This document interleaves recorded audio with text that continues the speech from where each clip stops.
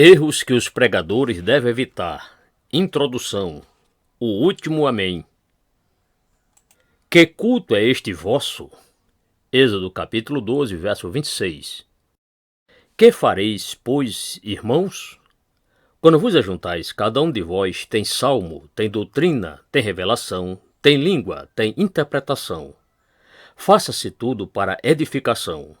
1 Coríntios capítulo 14, verso 26. Era um culto de domingo em uma grande e tradicional igreja evangélica. O templo estava lotado. E tudo transcorria normalmente, após a oração de abertura, que terminou com o primeiro amém da noite. Havia muitas pessoas não crentes para ouvir a exposição da palavra de Deus. No púlpito, os obreiros folheavam a Bíblia, esperando ter uma oportunidade para falar. E isso poderia acontecer, uma vez que o pastor pregara no domingo anterior e não costumava avisar com antecedência quem seria o pregador do próximo culto. Após o momento de cânticos, com todos os conjuntos musicais e a leitura da Bíblia Sagrada, o pastor anunciou: "Vamos fazer uma oração e, em seguida, ouviremos uma saudação pelo pastor José dos Clichês, que hoje deixou a sua congregação e gostaríamos de ouvi-lo transmitir uma rápida palavra." O dirigente do culto começou a orar e José, assentado na galeria por ter chegado tarde à reunião, lembrou-se de uma pregação que ouvira sobre o texto de 1 Pedro, capítulo 3, verso 15, cujo tema foi: "Estais sempre preparados." Terminada a oração com mais um amém, José se levantou calmamente e dirigiu-se ao púlpito sem saber o que falaria, pois mesmo sendo ministro, não tinha nenhuma mensagem preparada. A fim de ganhar tempo, fez questão de cumprimentar os 20 obreiros que ali estavam, um por um. Ajustou então lentamente o pedestal do microfone e começou a falar: "Saudo os irmãos com a paz do Senhor e os amigos com a boa noite de salvação. Amém?" Como poucos irmãos responderam, ele reclamou: "Parece que esse amém foi para mim. Saudo os irmãos com a paz do Senhor. Amém? Amém!" O público respondeu: "É motivo de grande alegria estar aqui neste lugar, pois anjos, arcanjos, querubins e serafins estão aqui nesta noite. Amém, irmãos?" Ao som de um desconfiado amém, José continuou: "O povo de Deus é um povo alegre. Olhe para o seu irmão e diga: eu profetizo um som de alegria sobre a sua vida." Isso fez com que todos se movimentassem, se cumprimentassem e conversassem em voz alta durante alguns minutos. Depois desse momento de, digamos, descontração, José continuou: "Desejo, antes de proferir a poderosa e magnânima mensagem que já está em meu coração, cantar um hino para Jesus. Minha voz não está boa, mas vou cantar para Jesus." Pedindo aos músicos uma nota, começou a cantar de forma desafinada a canção "Jesus tomou as chaves do diabo." Alguns irmãos sorriam, outros olhavam para o relógio e a maioria cochichava: "Que desafinado." Todos, na verdade, sabiam que ele, por não conhecer música, pedira um tom muito alto. Pior do que isso, estava cantando fora do tom pedido. Mesmo assim, não se intimidou e ainda cantou o hino 2 vezes. Os obreiros do púlpito permaneciam de cabeça baixa, olhando para a Bíblia, enquanto o pastor da igreja, que parecia antever o que aconteceria, pronunciava em tom baixo um pejorativo amém. Quando ele pensava que nada pior poderia acontecer: "Irmãos", disse José dos Clichês, "esse hino é maravilhoso e me faz lembrar do tempo em que eu era um pecador e a poderosa mão de Deus me alcançou. E quantas pessoas estão sofrendo no pecado? Glória a Deus! Aleluia! Como disse o apóstolo Pedro em Hebreus, horrenda coisa é cair na mão do Deus vivo." Não percebendo que havia aplicado o versículo de modo contraditório e citado a fonte erroneamente, ainda acrescentou: "E essa mão vai tocá-lo nesta noite. Se você crê, levante a mão direita e comece a liberar sua fé. Você é vencedor, declare isso." Apesar de gritar e pular a ponto de suar e quase perder a voz, percebeu que não houve o retorno que esperava. O povo não estava tão impressionado com as suas palavras e atitudes. Assim resolveu fazer uma oração. Fiquemos em pé. Vamos fazer uma oração de conquista. Vamos tomar tudo o que o diabo nos roubou. Começa a liberar sua fé. Determine agora sua vitória. Exija que o diabo deixe a sua vida. Quando a estranha oração já durava vários minutos e alguns irmãos já estavam sentados, ele concluiu. Em o nome de Jesus, eu determino que haja vitória para o seu povo e profetizo que todo receba a bênção agora. Diabo, eu exijo. Pegue tudo o que é seu e saia, em nome do Pai, do Filho e do Espírito Santo. Amém.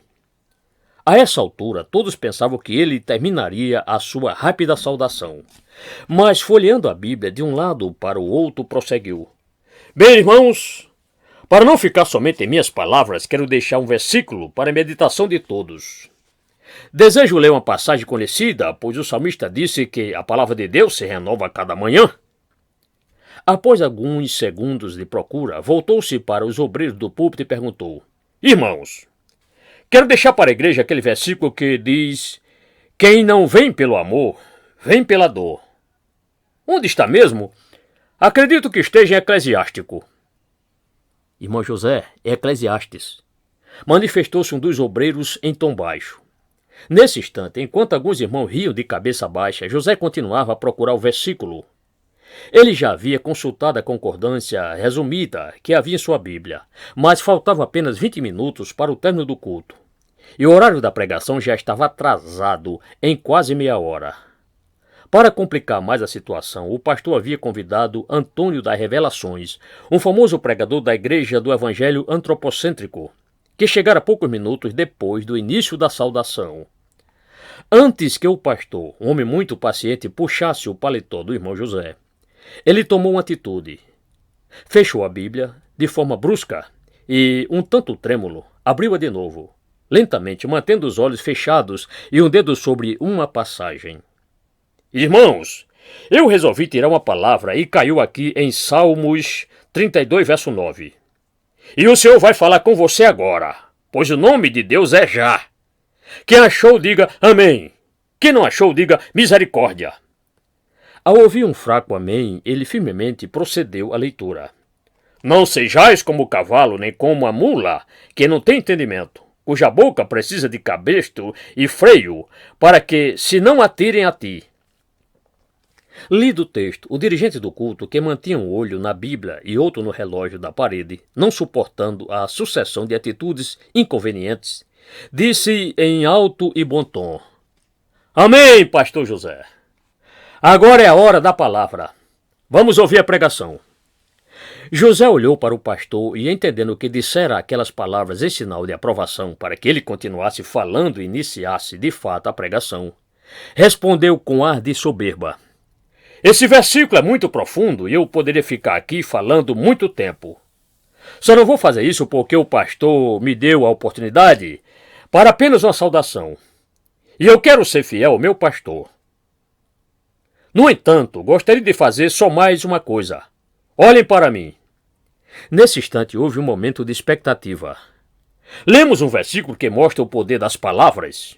Olhe para o seu irmão e diga, aprenda a usar o poder de suas palavras, pois com elas você pode produzir bênção e maldição.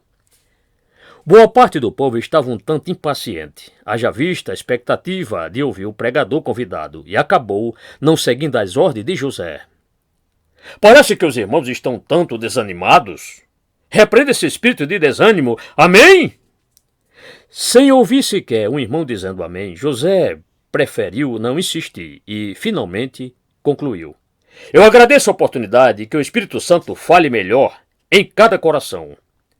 Como faltavam poucos minutos para terminar o culto e o grupo de coreografia ainda pedira para se apresentar antes da mensagem, mais 15 minutos, a saudação propriamente dita ficaria a cargo do pregador convidado. No entanto, este ainda falaria por mais 50 minutos, pedindo que o povo respondesse a mais alguns améns. Antes de pregar sobre os seus assuntos preferidos, a prosperidade, os direitos do crente e os demônios, pediu a todos que olhassem para o irmão ao lado e dissessem, eu te abençoo agora e profetizo prosperidade sobre a tua vida.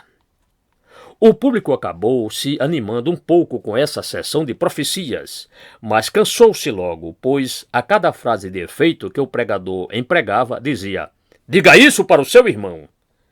De fato, ele parecia ser um homem de fé, pois relatou inúmeros encontros que teve com Jesus e os apóstolos no céu e com o diabo no inferno.